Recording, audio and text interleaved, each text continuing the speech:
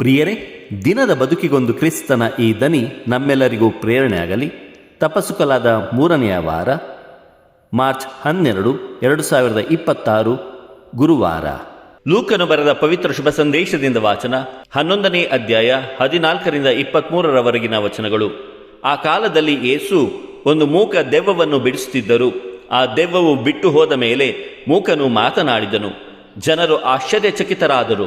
ಆದರೆ ಅವರಲ್ಲಿ ಕೆಲವರು, ಇವನು ದೆವ್ವಗಳ ಒಡೆಯನಾದ ಬೆಲ್ಜೆಬೂಲನ ಶಕ್ತಿಯಿಂದ ದೆವ್ವಗಳನ್ನು ಬಿಡಿಸುತ್ತಾನೆ ಎಂದರು. ಬೇರೆ ಕೆಲವರು ಯೇಸುವನ್ನು ಪರೀಕ್ಷಿಸುವುದಕ್ಕಾಗಿ ಸ್ವರ್ಗದಿಂದ ಒಂದು ಅದ್ಭುತ ಕಾರ್ಯವನ್ನು ಮಾಡಿ ತೋರಿಸುವಂತೆ ಕೇಳಿದರು. ಅವರ ಆಲೋಚನೆಗಳನ್ನು ಅರಿತುಕೊಂಡ ಯೇಸು, ಅಂತಹ ಕಾಲದಿಂದ ಒಡೆದು ಹೋಗಿರುವ ಪ್ರತಿಯೊಂದು ರಾಜ್ಯವು ನಾಶವಾಗುವುದು, ಕುಟುಂಬಗಳು ಕಚ್ಚಾಡಿ ಹಾಳಾಗುವುವು. ಅಂತೆಯೇ ಸೈತಾನನ ಪಕ್ಷದವರು ಒಬ್ಬರ ವಿರುದ್ಧ ಒಬ್ಬರು ಜಗಳವಾಡಿದರೆ ಅವನ ರಾಜ್ಯ ಹೇಗೆ ತಾನೇ ಉಳಿದಿತ್ತು? ನಾನು ಬೆಲ್ಜೆಬೂಲನ ಶಕ್ತಿಯಿಂದ ದೆವ್ವಗಳನ್ನು ಬಿಡಿಸುವುದಾದರೆ ನಿಮ್ಮವರು ಯಾರ ಶಕ್ತಿಯಿಂದ ಬಿಡಿಸುತ್ತಾರೆ? ಆದ್ದರಿಂದ ನೀವು ಹೇಳುವುದು ತಪ್ಪೆಂದು ನಿಮ್ಮವರೇ ತೀರ್ಪು ಕೊಡುವರು. ನಾನು ದೇವರ ಶಕ್ತಿಯಿಂದ ದೆವ್ವಗಳನ್ನು ಬಿಡಿಸುವುದಾದರೆ ದೇವರ ಸಾಮ್ರಾಜ್ಯ ನಿಮ್ಮಲ್ಲಿಗೆ ಈಗಾಗಲೇ ಬಂದಿದೆ ಎಂಬುದು ಸ್ಪಷ್ಟ. ಬಲಿಷ್ಠನೊಬ್ಬನು ಸರ್ವಾಯುಧಗಳಿಂದ ಸಜ್ಜಿತನಾಗಿ ತನ್ನ ಮನೆಗೆ ಕಾವಲಿರುವಾಗ ಅವನ ಆಸ್ತಿಯೆಲ್ಲ ಸುರಕ್ಷಿತವಾಗಿರುತ್ತದೆ.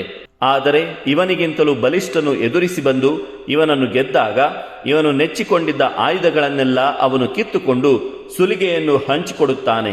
ನನ್ನ ಪರವಾಗಿ ಇರದವನು ನನ್ನ ವಿರೋಧಿಯೇ ಸರಿ, ನನ್ನೊಡನೆ ಶೇಖರಿಸದವನು ಚದುರಿಸುತ್ತಾನೆ ಎಂದರು. ಪ್ರಭುವಿನ ಶುಭ ಸಂದೇಶ. ಕ್ರಿಸ್ತರೇ ನಿಮಗೆ ಸ್ತುತಿ ಸಲ್ಲಲಿ. ಚಿಂತನೆ. ದೇವರ ಕಾರ್ಯವನ್ನು ಗುರುತಿಸಲು ನಮಗೆ ಪ್ರಬುದ್ಧ ಮನಸ್ಸು ಬೇಕು. ಪ್ರಭು ಯೇಸು ಕ್ರಿಸ್ತರಲ್ಲಿ ಆತ್ಮೀಯರೇ, ಯೇಸು ತಾನು ಸೈತಾನನ ಶಕ್ತಿಯಿಂದ ದೆವ್ವಗಳನ್ನು ಬಿಡಿಸುತ್ತಿಲ್ಲ ಎಂಬುದನ್ನು ಇಂದಿನ ಶುಭ ಸಂದೇಶದಲ್ಲಿ ಸ್ಪಷ್ಟಪಡಿಸುತ್ತಾರೆ. ಸೈತಾನನ ಪಕ್ಷದವರು ಒಬ್ಬರ ವಿರುದ್ಧ ಒಬ್ಬರು ಜಗಳವಾಡಿದರೆ ಅವನ ರಾಜ್ಯ ಹೇಗೆ ತಾನೇ ಉಳಿದೀತು? ಸೈತಾನನು ತನ್ನ ರಾಜ್ಯದ ವಿರುದ್ಧ ತಾನೇ ಹೋರಾಡುವುದಿಲ್ಲವೆಂದು ಅಲ್ಲಿದ್ದವರಿಗೆ ಯೇಸು ಮನದಟ್ಟು ಮಾಡುತ್ತಾರೆ. ಪ್ರಿಯರೇ, ಇದರಿಂದ ನಾವು ಏನನ್ನು ಕಲಿಯಬಹುದು? ದೇವರ ಕಾರ್ಯವನ್ನು ನಾವು ಗುರುತಿಸಲು, ಗ್ರಹಿಸಲು ನಮಗೆ ಪ್ರಬುದ್ಧ ಮನಸ್ಸಿರಬೇಕು. ದೇವರನ್ನು ವಿಶ್ವಾಸಿಸದೇ ಇರುವವರು ದೇವರ ಕಾರ್ಯವನ್ನು ನಿಂದನೆ ಮಾಡುತ್ತಾರೆ. ದೇವರ ಕಾರ್ಯವನ್ನು ಗ್ರಹಿಸಲು, ಅವುಗಳನ್ನು ಅನುಭವಿಸಲು ನಮ್ಮಲ್ಲಿ ವಿಶ್ವಾಸವಿರಬೇಕು.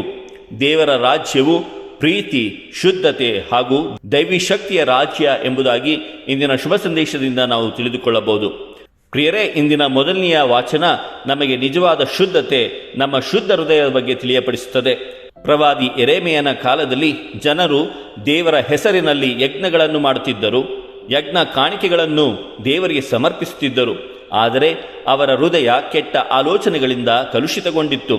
ಅವರು ಸರ್ವೇಶ್ವರ ದೇವರನ್ನು ತ್ಯಜಿಸಿ ಅನ್ಯ ದೇವರುಗಳನ್ನು ಪೂಜಿಸುತ್ತಿದ್ದರು, ಆರಾಧಿಸುತ್ತಿದ್ದರು. ಪ್ರಿಯರೇ, ನಾವು ಕೂಡ ಇಂದು ಧಾರ್ಮಿಕ ಆಚರಣೆಗಳನ್ನು ಮಾಡಬಹುದು. ಆದರೆ ನಮ್ಮ ಹೃದಯವು ದೇವರೊಂದಿಗೆ ಇರದಿದ್ದರೆ ಅದು ದೇವರಿಗೆ ಮೆಚ್ಚುಗೆಯೇ? ದೇವರು ನಮ್ಮಿಂದ ಅಪೇಕ್ಷಿಸುವುದೇನು? ದೇವರು ನಮ್ಮಿಂದ ಅಪೇಕ್ಷಿಸುವುದು ನಾವು ದೇವರ ಧ್ವನಿಯನ್ನು ಕೇಳಿಸಿಕೊಳ್ಳುವುದು, ದೇವರ ಕರೆಗೆ ಕಿವಿಗೊಡುವುದು. ಎರಡನೆಯದಾಗಿ, ನಮ್ಮ ಹೃದಯದಲ್ಲಿರುವ ಕೆಟ್ಟ ಆಲೋಚನೆಗಳನ್ನು ತೆಗೆದುಹಾಕಿ ಮನಸ್ಸನ್ನು ಪರಿಶುದ್ಧವಾಗಿಸಿಕೊಳ್ಳುವುದು. ಮೂರನೆಯದಾಗಿ, ನಾವು ದೇವರ ರಾಜ್ಯಕ್ಕೆ ವಿರುದ್ಧವಾಗದೆ ಕ್ರಿಸ್ತನ ಅಧೀನದಲ್ಲಿ ಜೀವಿಸೋಣ. ನಾವು ಸೈತಾನನ ಪರವೇ ಅಥವಾ ದೇವರ ಪರವೇ? ಒಂದು ವೇಳೆ ನಾವು ದೇವರ ಪರವೆನ್ನುವುದಾದರೆ ನಮ್ಮ ಬದುಕು, ಕೃತ್ಯ, ಮೌಲ್ಯಗಳನ್ನು ವಿಮರ್ಶಿಸಿಕೊಳ್ಳೋಣ. ದೇವರ ರಾಜ್ಯದ ಭಾಗವಾಗಲು ದೇವರೊಂದಿಗೆ ಬಾಂಧವ್ಯ ಬೆಸೆಯುವ ಪ್ರಾರ್ಥನೆಯ ಜೀವನವನ್ನು ಬೆಳೆಸಿಕೊಳ್ಳೋಣ. ದೇವರ ವಾಕ್ಯಕ್ಕೆ ಅಧೀನರಾಗಿ ಜೀವಿಸೋಣ ಮತ್ತು ಸ್ವರ್ಗ ಸಾಮ್ರಾಜ್ಯದ ಮೌಲ್ಯಗಳನ್ನು, ಸದ್ಗುಣಗಳನ್ನು ನಮ್ಮ ಜೀವನದಲ್ಲಿ ಅಳವಡಿಸಿಕೊಳ್ಳೋಣ. ಆಮೆನ್. ದೇವರು ನಮ್ಮೆಲ್ಲರನ್ನು ಆಶೀರ್ವದಿಸಲಿ. ಇದು ಧ್ವನಿ ಮಾಧ್ಯಮ ಮನೆಯ ಕೊಡುಗೆ. ಧ್ವನಿ ವಂದನೆಯ ಸ್ವಾಮಿ ಶಾಂತಕುಮಾರ್ ಜೆ, ಬೆಂಗಳೂರು ಮಹಾಧರ್ಮ ಕ್ಷೇತ್ರ. ಪ್ರಿಯರೇ, ಈ ಚಾನೆಲ್ ಅನ್ನು ಸಬ್ಸ್ಕ್ರೈಬ್ ಮಾಡಿ ಪ್ರತಿದಿನ ದೇವರ ವಾಕ್ಯವನ್ನು ಆಲಿಸುತ್ತಾ ಅದನ್ನು ಇತರರೊಂದಿಗೆ ಹಂಚಿಕೊಳ್ಳಲು ನಮಗೆ ನೆರವಾಗಿರಿ.